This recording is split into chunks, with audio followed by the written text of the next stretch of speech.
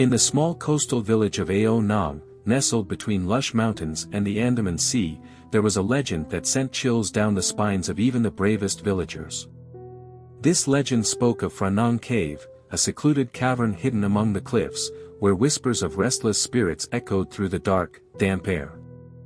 No one dared to venture near the cave after sunset, for it was believed that the spirits of those who had died in tragic shipwrecks haunted its depths. The villagers claimed that the shadows in the cave moved on their own, whispering secrets and calling out to the living to join them in their eternal gloom. One rainy evening, a curious young woman named Molly found herself standing at the entrance of Phra Nang Cave. Her grandmother had always warned her about the cave, telling her tales of lost souls and eerie apparitions. But Molly, with her adventurous spirit and love for the unknown, couldn't resist the temptation to explore the forbidden place. Armed with a flashlight and her camera, Molly took a deep breath and stepped into the darkness. The air inside the cave was cool and musty, carrying the scent of seawater and ancient stone. Her footsteps echoed eerily, blending with the distant sound of dripping water.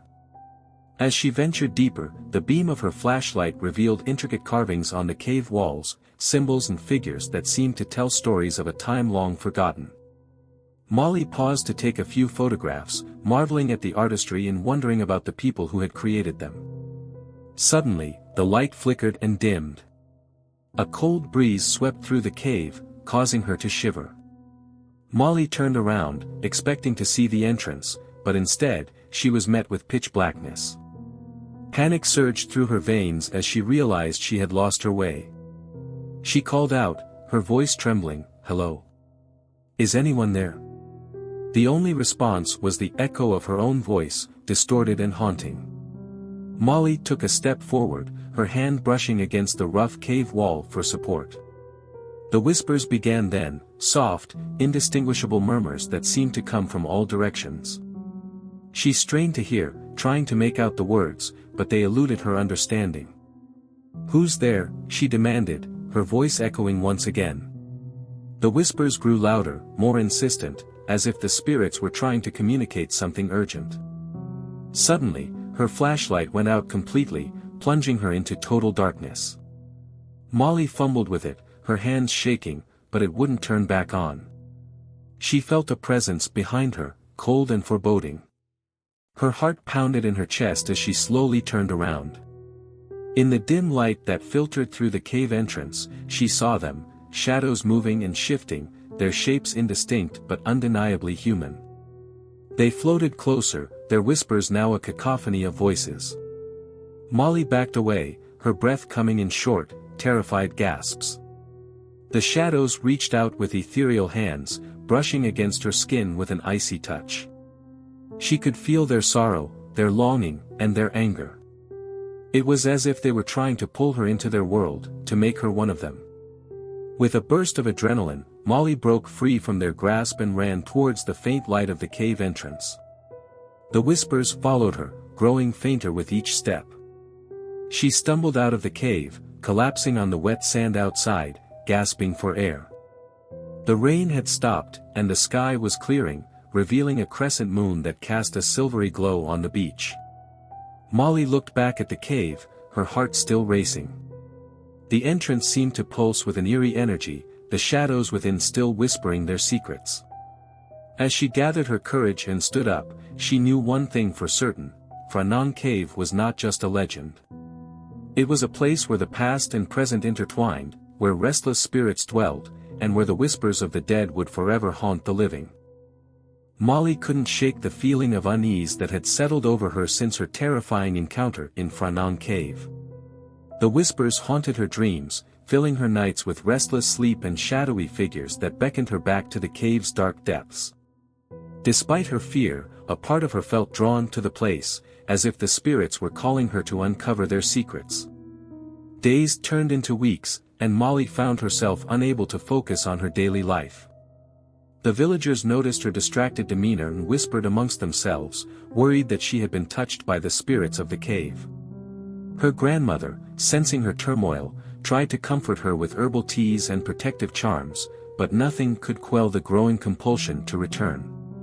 One evening, as the sun dipped below the horizon and the sky turned a deep shade of indigo, Molly made her decision. She packed a small bag with essentials, water, snacks, a new flashlight and a journal. This time, she would be prepared. She had to understand what the spirits wanted, why they had chosen her. The journey to Phra cave was somber and quiet. The village seemed to hold its breath as Molly walked past the familiar homes and down the path leading to the beach. The waves lapped gently at the shore, but the tranquility did little to ease her anxiety. As she approached the cave, the whispers began again, faint and insistent, growing louder with each step. The entrance loomed before her, a gaping maw that seemed to pulse with an unseen energy.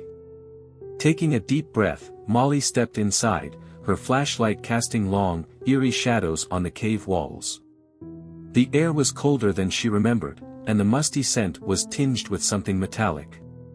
She walked deeper into the cave, her senses on high alert. The carvings on the walls seemed to shimmer in the flashlight's beam, and she paused to examine them more closely. This time, she noticed new details, figures that appeared to be reaching out, their faces etched with despair.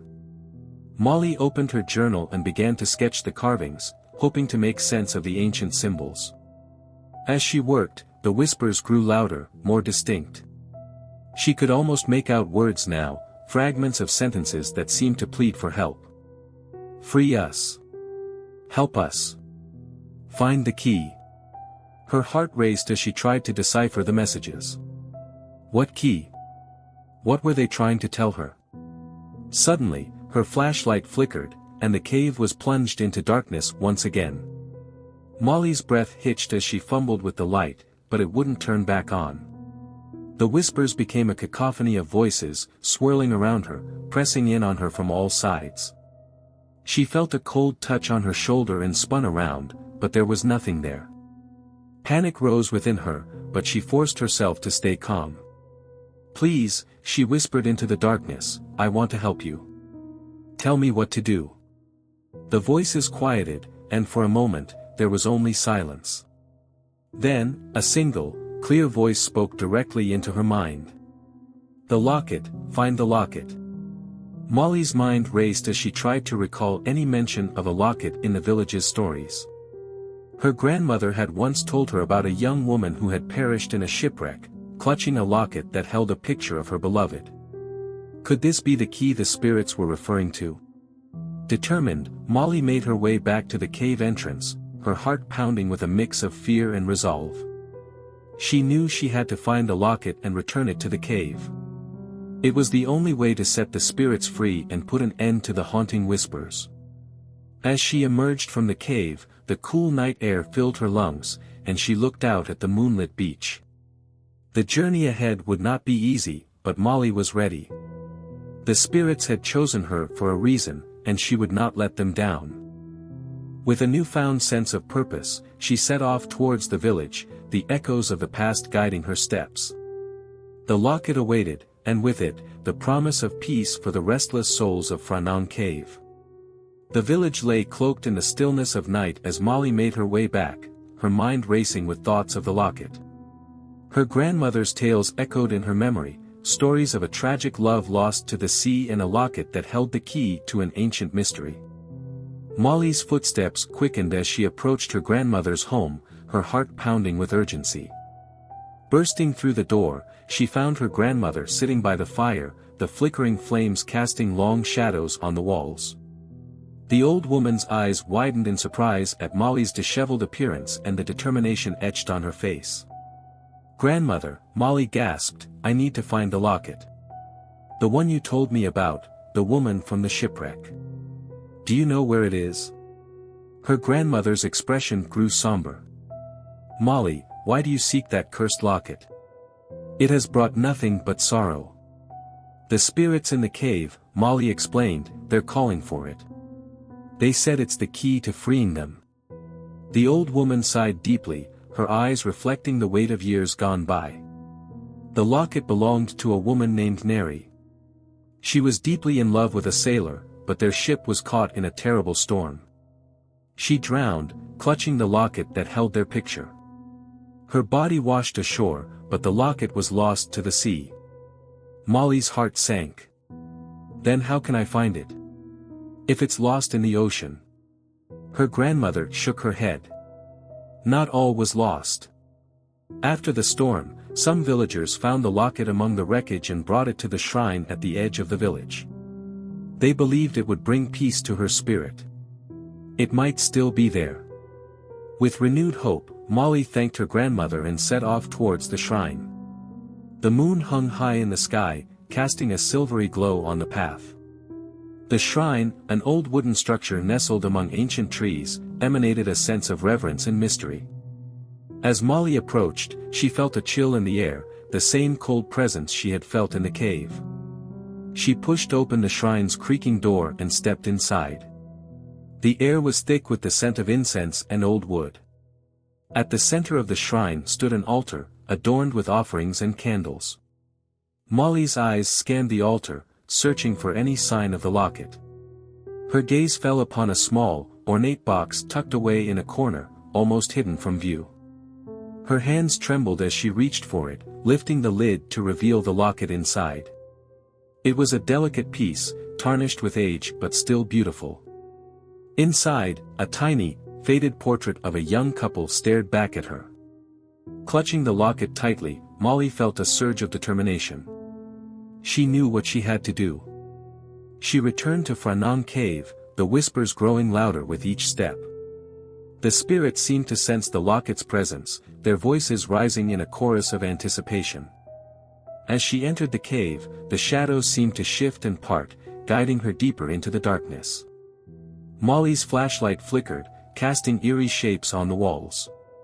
She reached the spot where the whispers were the strongest and held up the locket. "I have it," she called out, her voice steady despite her fear. "I have the locket." The cave fell silent, the air heavy with anticipation. The shadows coalesced into a faint, shimmering figure, the ghostly image of Neri. Her eyes, filled with sorrow and longing, fixed on the locket in Molly's hand. "Thank you," Neri's voice echoed softly, "you have freed us."